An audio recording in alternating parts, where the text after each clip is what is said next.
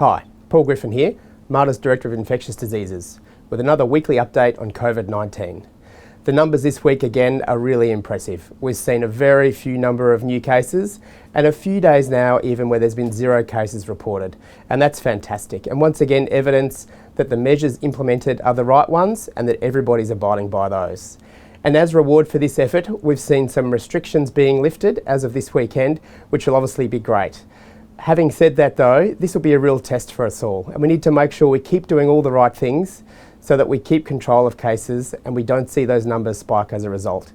And just to reiterate, the kind of things we need for people to keep doing is the social distancing and the hand hygiene. And I'd like to think that these become lasting behavioural changes and not just things that we do right now, because if we keep doing that, we'll keep control of the cases. I think it's also important for people to remember that if they're unwell at all, that they shouldn't leave their house, even for things that are considered essential, and that they should get tested. We're trying to test everybody now with any symptoms so that we keep track of all of the cases.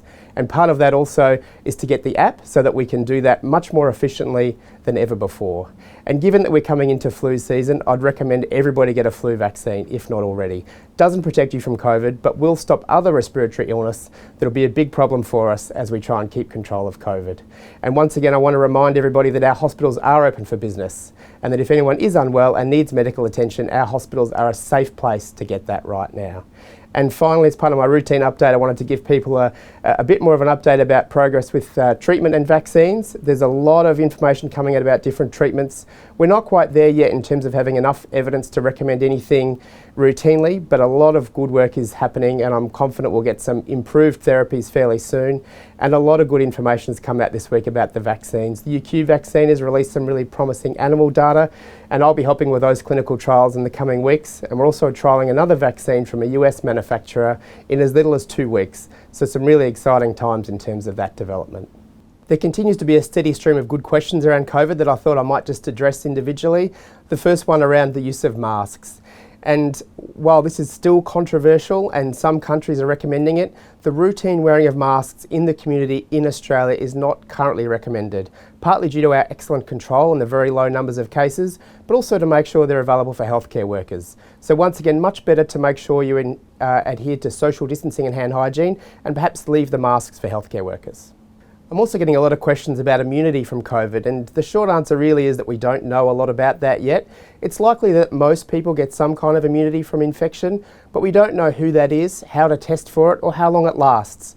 So the concept of herd immunity from getting the illness or an immunity passport, for example, are ones that are fundamentally flawed. What we need to do is keep control of it, and we're doing a great job of that right now, and obviously wait for the vaccine, which hopefully isn't too far away.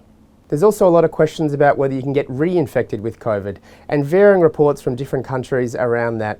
It seems likely that reinfection is possible, although not common, and so not the main way that people are getting this. So we still need people to make sure, even if they're infected, that they do adhere to the right restrictions, but I wouldn't be too concerned that reinfection is going to be common. We've heard a number of reports around a number of miracle drugs, or the so-called cure, and unfortunately a lot of these have been reported quite irresponsibly from medical people, academics, and obviously other prominent figures in the media. I'd like to reinforce that at this stage there are no evidence-based therapies for COVID, although there's a lot of clinical trials underway, and we're participating in a number of those here at the Mater to try and get that evidence to see what drugs are the best, but at this stage there are no drugs recommended for the routine care of COVID patients. We've also seen a lot of misinformation spread about COVID, and I think something that the community can do to help with that is to make sure that you get your information from reputable sources. The state and federal government obviously is the best one, and maybe not pay too much attention to some of the other reports in the media, particularly around different cures or treatments, including things like bleach or detergent as a good example. So maybe just stick to getting your information from reputable sources. I'm also getting a lot of questions about people with comorbidities or pre-existing conditions, and unfortunately some of these do pose a slightly greater risk of more severe disease with COVID. But fortunately right now we've controlled this disease so well in this country that there are just so few cases that the majority of people don't need to be concerned. I'd recommend if you have a medical condition that you make sure that it's looked after well and your management is optimised as best as possible by maintaining your routine care with whoever's looking after that, and make sure you keep up all the things that are going to prevent you getting infected, particularly social distancing and hand hygiene. In terms of the origin of this virus, there are a lot of rumours going around, and the short answer is we don't know for sure the origin of this virus, but it would seem most likely to have originated, like most of these viruses, through mutations and evolution within animals, as we know that coronaviruses infect a large number of different animals and can cross over to humans when they get the right sort of mutations, as is likely in this case. I don't think there's any evidence at present to suggest it was man-made. In terms of the vaccine, we don't yet know how often it will need to be given or who best to give it to first. These are things that we'll work out once we have the vaccine available. It is likely to be one that does need repeated doses, perhaps every year, but again, too early to know just yet. And once available, we're not yet clear on exactly how it'll be first rolled out, but I do suspect it'll be in a risk-based way, and perhaps healthcare workers or those that are most vulnerable might receive it first. But obviously our intention is to have a vaccine available to everybody that needs it as soon as possible. Some people are concerned about lasting effects following COVID infection, and the main response to that is that majority of people infected with COVID-19 actually have a mild disease. So 80 to 85% of people infected will remain mild. There's only a small number of people that regress to more severe infection, and given our numbers are so low in this country, that translates to very few people. So the prospect of lasting effects from COVID infection are very low. As we're learning more about COVID-19, we have come to associate more symptoms with this infection, the main new ones being a loss of sense of smell or anosmia. So these are now recognised symptoms of COVID-19. The main ones still are respiratory in nature, things like a cough, sore throat and shortness of breath, and fevers, but we are continuing to track these symptoms carefully so that we make sure we don't miss anybody who's potentially infected.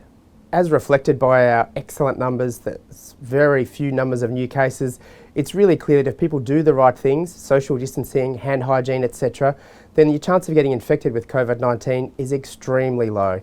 And as we see those numbers continue to fall, obviously there's so few people that are infectious in our community that provided we keep doing all those things, the chance of getting COVID-19 in this state and this country is going to be exceptionally low. So basically keep up the good work.